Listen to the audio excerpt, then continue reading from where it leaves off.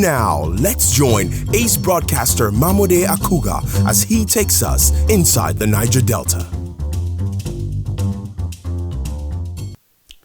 Hello out there and welcome to the program. It's Inside the Niger Delta, the authentic voice of Nigeria's oil-rich region. I'm your regular host, Mamode Akugha. In our lineup for today's package are trending issues on politics, environment, and insecurity in the Niger Delta. Our first report brings you the reactions of Bayelsans to the recent appeal court judgment setting aside the nullification of last year's governorship primaries of the All Progressives Congress APC in Bayelsa State. Next is an update on the recent quarrel between Governors Henry Seriake Dickson and Nyesom Wike, which is generally presumed to have been fueled by the Soku oil field, whose ownership is in dispute between Rivers and Bayelsa states.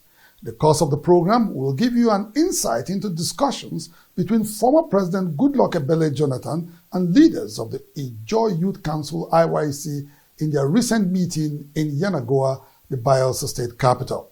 And finally, in today's package is a chronicle of activities and programs of the Hydrocarbon Pollution Remediation Project HYPREP in the year 2019. Inside the Niger Delta, the authentic voice of Nigeria's oil-rich region. We'll be right back after this timeout. Don't go away. Inside the Niger Delta.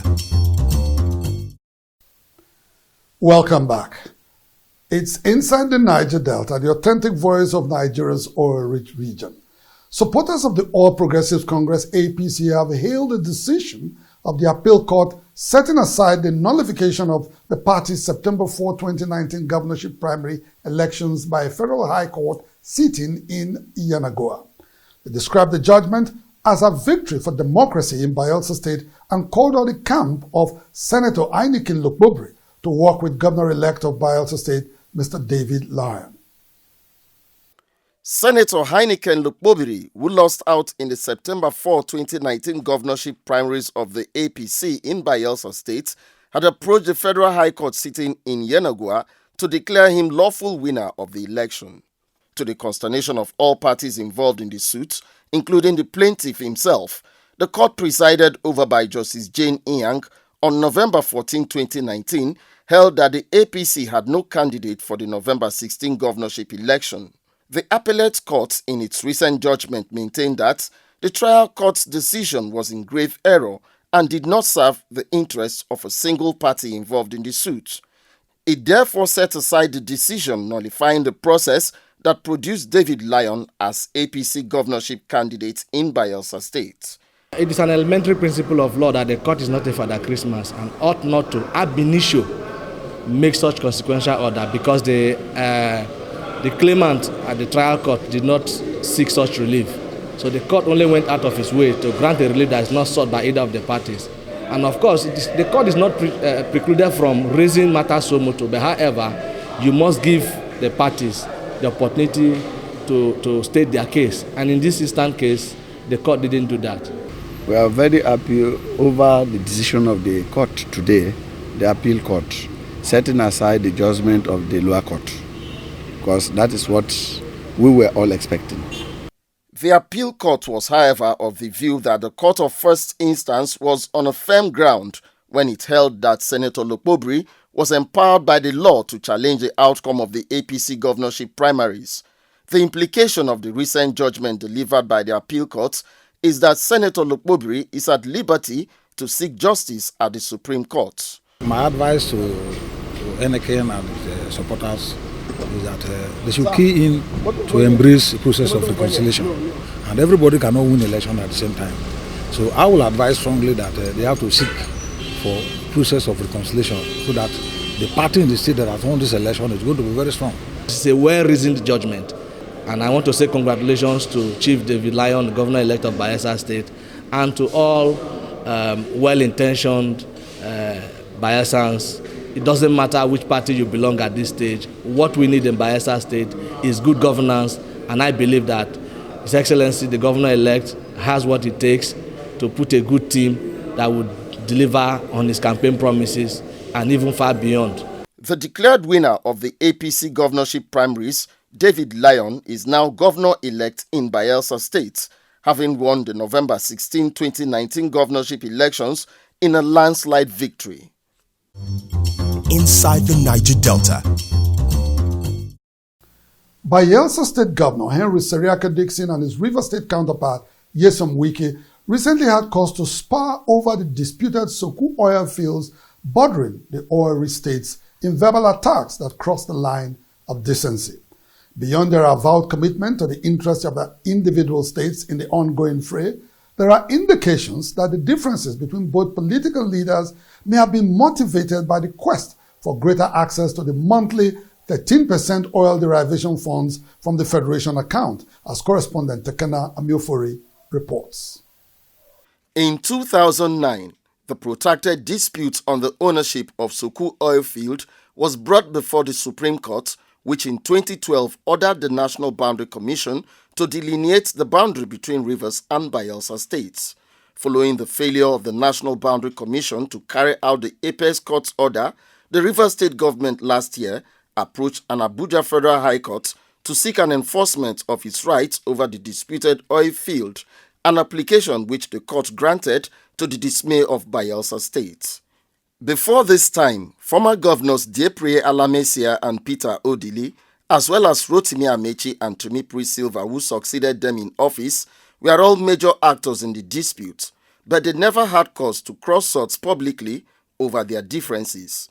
Unlike their predecessors in office, Dickson and Wike, in their recent verbal exchange, threw caution and decorum to the winds, prompting most observers to conclude that beyond the disputed Soku oil fields, they harbored deep-seated animosities that only became public knowledge at the slightest provocation. In their recent verbal altercations, both leaders left no one in doubt that there was no love lost between them when they accused each other of political infidelity to their party and individual states. We should stop treating and seeing Bayelsa as an annexed part of River State. Well, we should stop interfering even in the politics of Bayelsa State. It should stop. You all know what it did in the PDP primaries.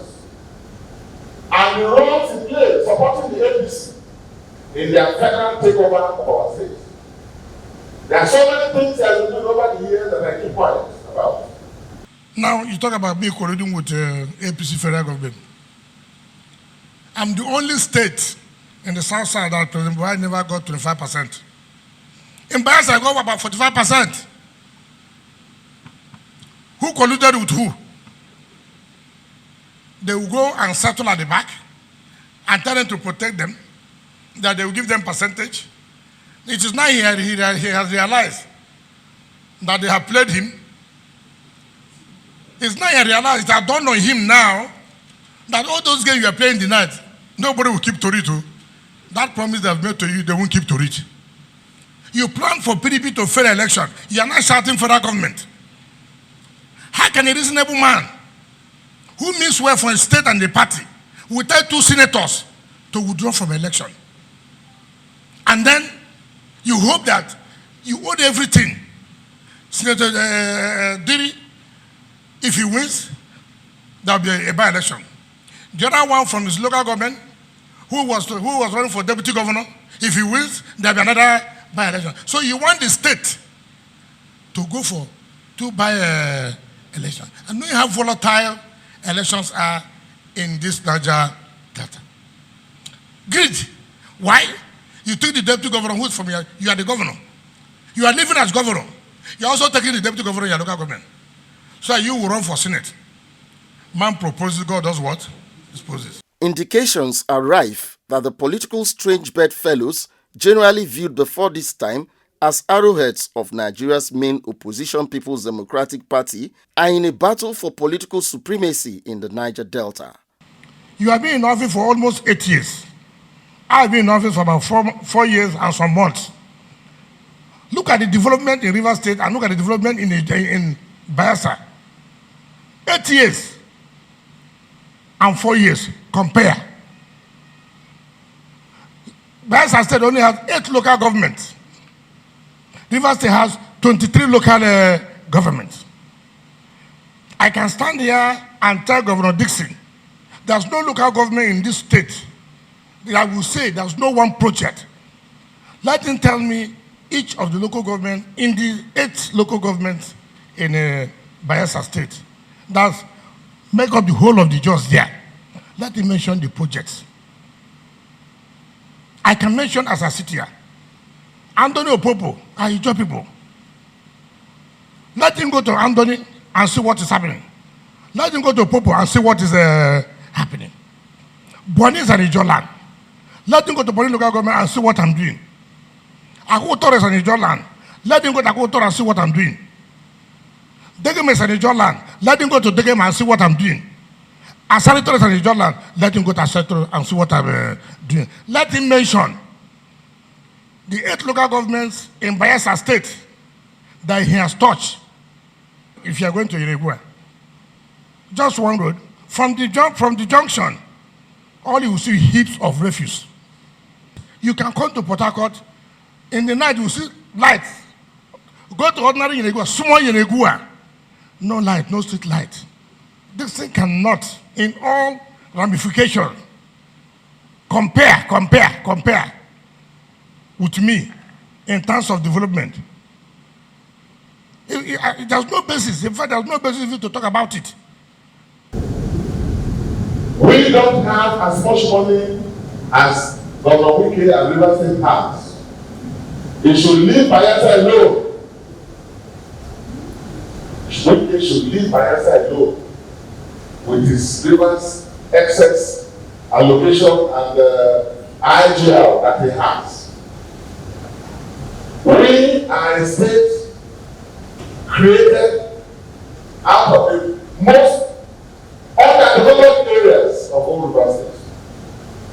Every road we have to build ourselves. Every facility we have to build ourselves. Building an airport alone, finishing it, they are not giving us life. You should leave us alone with our woes. We didn't inherit a government that has an airport or a seaport or roads or schools. We are building. Wike should learn to respect his colleagues for whom we have shown scant regard for. The decision by the politically estranged governors to take each other to task in service delivery is generally considered most welcome in the Niger Delta. However, some observers are of the view that the rift between the governors may have been ignited by the quest for greater federal allocations accruing from the statutory 13% oil derivation funds, which have not been appropriated in the best interest of oil-producing communities in their states. This probably explains why the first military administrator of Old River State, King Alfred Spieth, wants Bayelsa and River States to establish oil mineral development commissions to allow oil-producing communities benefit more from the 13% oil derivation fund. The 2 states should get together and resolve it better amicably. And these 2 states also should set up their intervention commissions. The Delta has Desopadec, Imo has Imopadec, and you should have Risopadec and Basopadec. That's what we are saying. Rivers and Bayelsa states have consistently received the lion's share of federal monthly allocation since 1999, when the oil derivation formula was increased to 13% by the Obasanjo administration. Throughout last year, both states ranked among the 5 top earners from the Federation account, which comparatively places them at a vantage position in the Committee of States. Sadly, however, a report released by the National Bureau of Statistics in April last year shows that the oil-producing states account for the highest unemployment rates in the country. According to the report, Akwa Ibom tops the list of unemployment prevalence with 37.7%, while Rivers and Bayelsa follow closely with 36.4% and 32.6% in that order. If 2 brothers are at war, others will be looking at it as if these 2 states are not serious. And both people that really want to invest either locally or internationally will be looking at how do I go and invest in area that is not politically stable, where both governors are at war. The critical stakeholders in the region, or in both in between the rivers and rivers and Bayelsa State, should take it upon themselves to go and reconcile the rift between these warring governors that are falling apart because of personal interest. To any of the Niger Delta State have a refinery.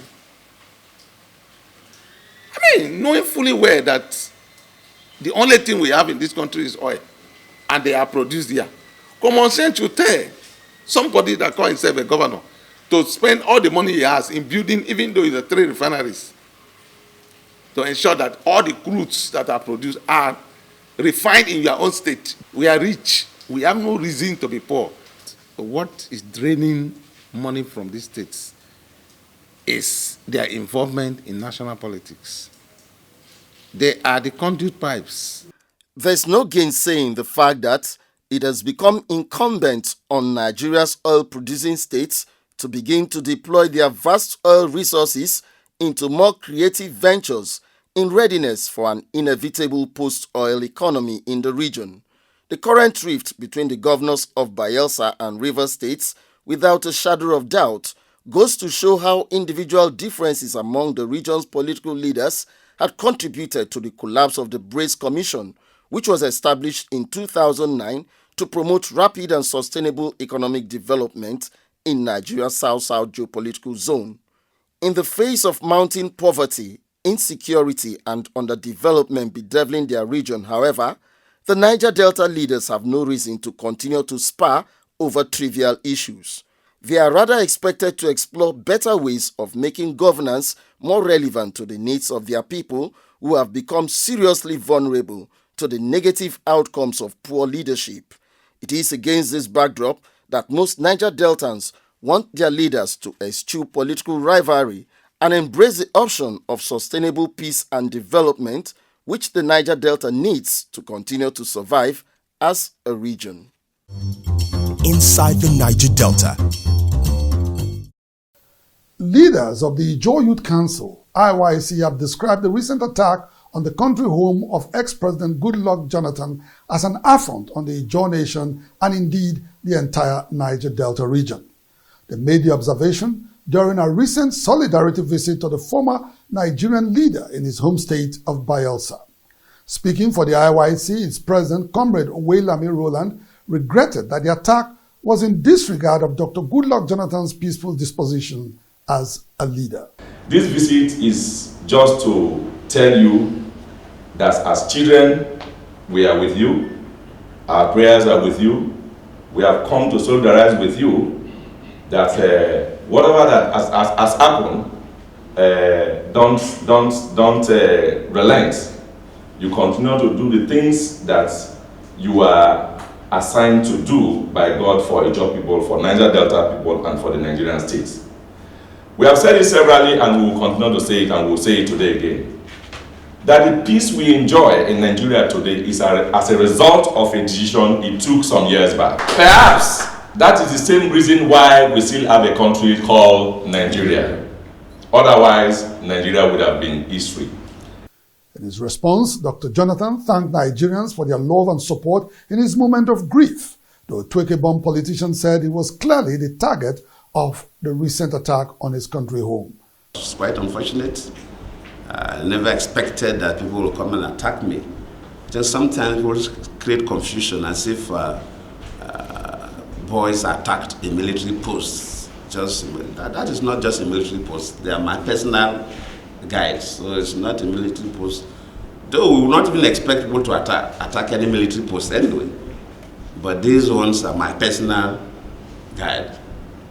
So nobody could say somebody's interested in the gun. No, their motive was beyond carrying gun. I don't buy that idea at all. I don't buy that idea at all. We lost one soldier, one other one injured. That one is still in the Federal Medical Center, but is recovering.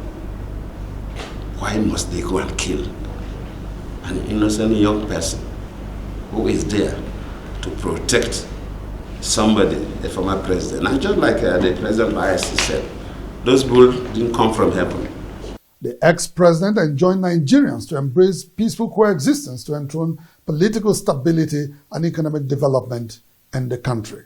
Some yet to be identified gunmen last December attacked the country home of Dr. Jonathan in Ogoni local government area of Bayelsa State in what is widely believed to be an assassination attempt.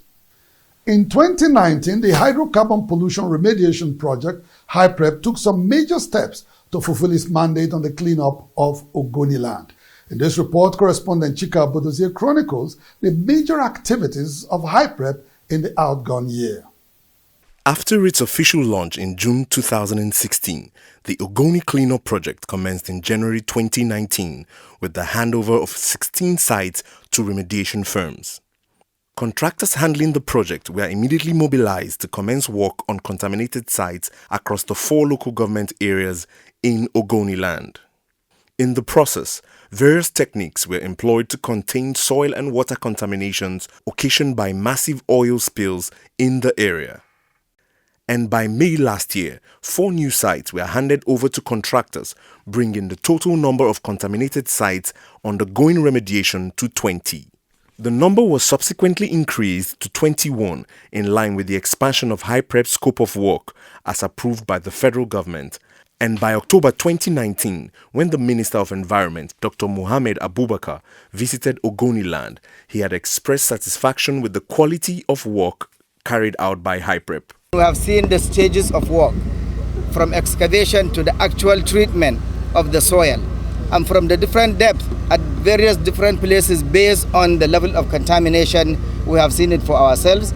I can say this is a big success for this administration. Earlier in September last year, British Deputy High Commissioner in Nigeria, Ms. Gill Atkinson, had undertaken a tour of polluted sites undergoing remediation in Ogoni land. It's really good to see strong progress happening here and genuine implementation of the project, which has taken time to plan, but as we can see, there's real productive work going on now. In line with the operational recommendations of UNEP, HYPREP is also required to restore livelihoods lost to the ecological devastation of Ogoni land. Through its Sustainable Livelihood Program, the federal government's agency in 2019 flagged off the first phase of its Women Empowerment Training Program. The program, initiated in partnership with the United Nations Institute for Training and Research, UNITA, was designed to provide Ogoni women with lifelong skills in diverse vocations. The initial 400 beneficiaries of the Empowerment Training Program are expected to train others at the end of the exercise. So delighted and happy because I see that this HYPREP will really empower women after this program to stand on their own, to do the work on their own. They will not stay idle any longer again. After engaging 21 Ogoni youths trained in Geneva to participate in the cleanup process, HYPREP last year commenced the training of more Ogoni youths to be part of the environmental remediation exercise. No fewer than 400 youths participated in the first phase of the training program. We want to use this opportunity to say to the entire country, to the entire nation, that the project is real. Coordinator, what people are doing are taking some of our boys off our responsibility. It's part of what we call empowerment. In trying to get the oil-impacted communities to buy into the Ogoni Clean project, HYPREP had engaged several stakeholders. In July last year, a 2-day workshop was organized for Ogoni elected representatives in the River State House of Assembly with a view to keeping them abreast of milestones achieved at the time, as well as soliciting the people's support for the successful implementation of the cleanup project. Shortly afterwards, councillors in 4 local government areas comprising Ogoni land in River State were also hosted by HYPREP. They have stepped into a level that they have really shown us that they are doing their work, day's work. And we expected every other person from Ogoni to join hands and work with them accordingly. In furtherance of its stakeholders' engagement policy, HYPREP has also reached out to several groups such as faith-based organizations, women and youth groups, the traditional institution, and civil society groups. In December last year, a coalition of civil society groups taking on a tour of project sites had passed a vote of confidence in HYPREP. to debunk the stories or the rumors about no work happening is to state the facts here. That was one of the reasons why we interacted with HYPREP, and they insisted that HYPREP takes us to the field and show us for themselves what is happening. And lo and behold, I've been to the field today with HYPREP. I've gone to several sites. I've seen for myself. I've perceived also for myself that work is ongoing. The milestones achieved in the remediation of oil-impacted sites couldn't have been possible without the support of River State government, as HYPREP's coordinator, Dr. Marvin Dekil, admits. We have been working very closely with the Ministry of Water Resources, with the Ministry of Health, with the Ministry of Environment, with the Ministry of Employment. I'm talking about numerous ministries of the government, and they've given us maximum cooperation. HYPREP's programs and activities in 2019 were put in place to achieve targeted outcomes in the first phase of its environmental remediation project in Ogoni land. The ability of the federal government agency to effectively manage subsequent phases of the Ogoni Cleanup project will definitely tell whether or not it is capable of remediating several other polluted sites in the Niger Delta in years to come. Inside the Niger Delta. And that's how much we can take on the program. Inside the Niger Delta, the authentic voice of Nigeria's oil-rich region will be back same time next week on this station. Until then, you can follow us on our social media handles showing right now on your screen. On behalf of the production crew, I am Mamode Akugha, thanking you for staying tuned. Bye for now.